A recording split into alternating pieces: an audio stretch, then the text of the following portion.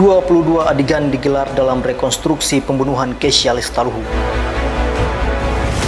Polisi Militer Angkatan Laut Lantamal 14 Sorong melaksanakan reka ulang sebanyak 22 adegan dalam pembunuhan Kesha Lestaluhu di Mako Lantamal 14 Sorong.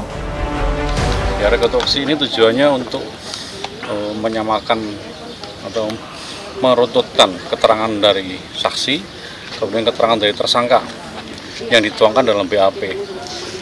Kemudian dari BAP itu kemudian dituangkan di dalam rekonstruksi ini. Alhamdulillah, rekonstruksi dapat berjalan dengan lancar, aman, dan sesuai dengan prosedur. Dan sekali lagi, Bapak Panglima tetap menghendaki kasus ini dilaksanakan penyidikan secara transparan dan terbuka, dan bagi tersangka, Panglima menghendaki dilaksanakan, akan diberikan hukuman yang seberat-beratnya. Adegan ini diperan oleh 5 orang saksi dan 1 orang pelaku berinisial A, juga dihadiri oleh orang tua dan kuasa hukum korban. Korban awalnya dijemput oleh teman-temannya untuk menuju tempat hiburan Starling. Setelah itu korban sempat berkelahi dengan seorang waria dan melanjutkan perjalanan ke tembok Berlin untuk minum minuman keras. Setelah itu teman-teman korban kembali ke rumah masing-masing, sedangkan korban lanjut dengan pelaku ke Hotel Citra. Namun belum sempat keluar dari mobil, pelaku kemudian melanjutkan perjalanan ke Pantai Sahoka. Sesampainya di Pantai Sahoka, pelaku kemudian menyetubuhi korban dan membunuhnya dengan menggunakan sangkur milik pelaku. Setelah sampai di pinggir Pantai Sahoka, tersangka turun dari mobil. Kemudian korban juga turun dari pintu sebelah kanan mobil.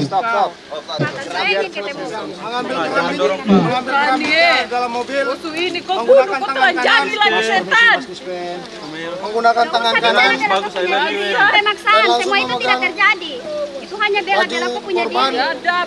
Kalau tidak mau malu jadi kok bicara begitu. Kalau memang itu sudah terjadi, kenapa kok bisa lakukan itu ke dia? Kok bisa siksa dia? Setelah itu tersangka mengambil kerambit di dalam mobil, kemudian melakukan pembunuhan. Air dari mana kah? Aku punya orang tua tidak tahu. Dari batang kayu mungkin. Kalau kau keluar dari itu pisau. Bagaimana cara membunuhnya? Kami tikam pertama di punggung belakang.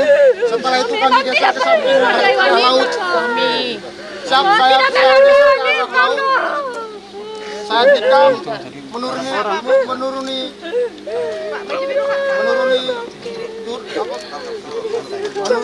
jalan ke arah pantai. Pada saat korban dari belakang, pada saat tersangka menikam dari belakang korban, kemudian korban sempat membalikkan badannya mengarah ke tersangka sambil menuju ke pantai. Setelah itu saya menikam, tusukan pertama kena dada, yang di tangan itu bukan goresan, itu saya tikam tapi terkena tangannya.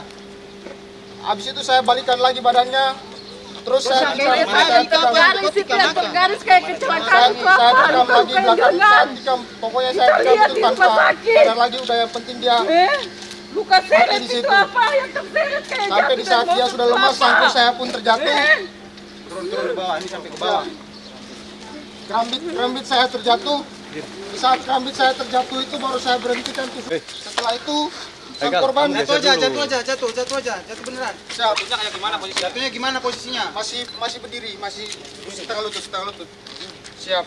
Setelah itu saya dorong ke arah laut dan saya tinggalkan. Saya kembali untuk mencari kerambit saya. Keluarga korban merasa ada kejanggalan dalam reka ulang yang dilakukan karena keluarga menilai masih ada yang ditutupi oleh pelaku. Sesuai dengan adegan tadi yang pelaku tunjukkan bahwa dia melakukan semua itu saat anak saya bajunya setengah, pakaian celananya juga setengah. Tapi yang membingungkan saya, kenapa di bajunya tidak ada sobek satupun, di celananya juga begitu. Terus waktu dia tinggalkan jenazah anak saya, pakai celananya setengah, tapi waktu yang mayatnya ditemukan orang, tidak ada busana lagi, tidak ada busana sama sekali. Jadi tidak sesuai dengan kenyataan yang ada di lapangan yang saya lihat.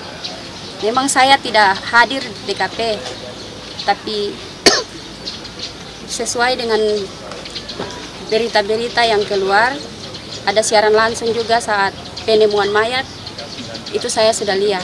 Pakaian dalamnya, celananya sendiri, BH-nya masih di badan, tapi celana pendeknya sudah tidak ada di badan, bajunya juga sudah tidak ada. Dari Sorong, Wiranto Tuteru, AD Media Papua mengabarkan.